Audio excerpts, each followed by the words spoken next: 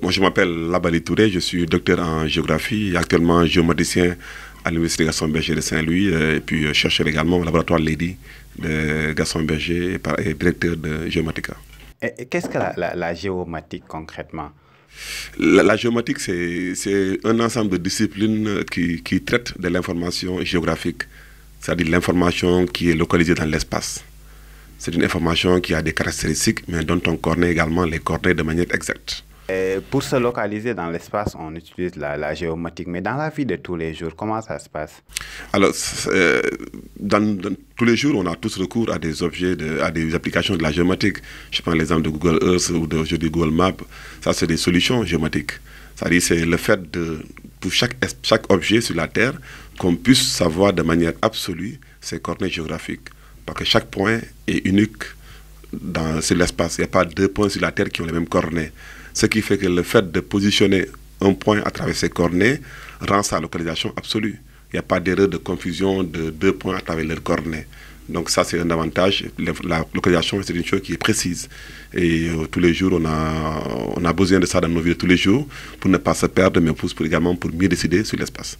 En parlant de cartographie, est-ce que le territoire sénégalais est entièrement cartographié? Qu'est-ce qui est fait, qu'est-ce qui reste?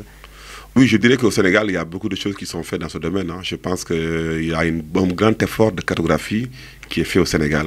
Et maintenant, il faut dire que la cartographie, l'espace qu'on cartographie est un espace qui est dynamique, donc qui bouge. Donc, cartographier un moment signifie encore la mettre à jour, cette cartographie, parce que l'information va changer. Donc, il y a cet effort de mise à jour des données qui est un travail dynamique à faire. Ce qui fait que malgré les efforts qui sont faits, il y a toujours un autre effort qui s'impose. C'est l'effort de mise à jour de la donnée. La donnée sur l'espace change, bouge. L'espace n'est pas quelque chose de figé.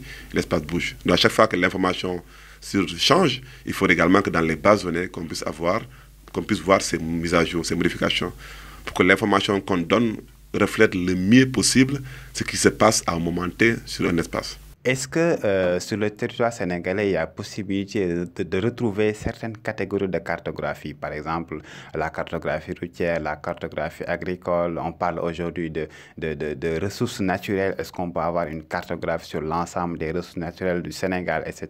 Oui, aujourd'hui ces cartes existent au Sénégal. Aujourd'hui, on peut savoir la carte routière, la carte agricole, c'est des choses qu'on a au Sénégal. Ça, il faut le dire. Comme je pense que c'est bon de rappeler qu'au Sénégal, il y a un grand effort de géomatique qui s'est fait. Et le Sénégal, depuis des années également, les gens font la géomatique. Mais il faut dire que ça n'a pas pris la même dynamique. Aujourd'hui, il y a d'autres outils plus développés sur lesquels aujourd'hui les gens sont.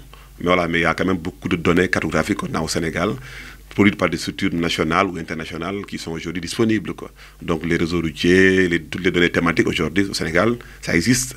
Donc dans la sous-région, je pense que le Sénégal est un des pays qui a quand même une bonne base cartographique à jour et puis dynamique. Maintenant, comme je dis, ça c'est au niveau macro, mais il y a d'autres détails, une cartographie détaillée également qui, quand même, sur ce volet-là, il y a des choses à faire. La géomatique, elle est enseignée dans les instituts de formation, dans les universités, mais pour le Sénégalais lambda qui a recours à ça, je donne un exemple.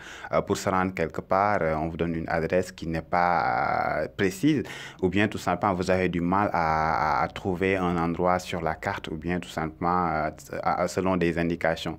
Est-ce que vous, en tant qu'expert, vous avez des solutions par rapport à cette problématique concernant la cartographie des adresses au Sénégal? Oui, je pense que c'est un véritable problème que vous touchez. Aujourd'hui, on sait qu'au Sénégal, c'est pas se situer, on le fait de manière très sociologique. On se dit maintenant, ma maison, bon, tourner, si tu tournes à gauche, à droite, et voilà. Et là, c'est pas assez précis pour tout le monde. Mais si on arrive aujourd'hui avec l'avancée des technologies, qu'on puisse avoir des applications mobiles qui permettent de localiser toutes les maisons, toutes les rues, vraiment un adressage complet de tous les pays, c'est un gain en temps, mais aussi en ressources financières, mais aussi ça facilite la vie de tout le monde. Parce que là, il suffit d'avoir ton téléphone voilà, pour pouvoir se repérer. Et ça, c'est des solutions aujourd'hui que nous savons faire. Il y a l'expertise, elle est là, et puis voilà, il y a des jeunes Sénégalais qui sont bien formés, avec qui nous travaillons dans ce volet-là. Donc, je dis aussi, ce n'est pas une question d'expertise. Maintenant, c'est une question voilà, de temps. Et puis, effectivement, les gens, c'est des chantiers sur lesquels nous travaillons pour qu'on puisse beaucoup produire des travaux sur la géolocalisation des structures et des infrastructures au Sénégal.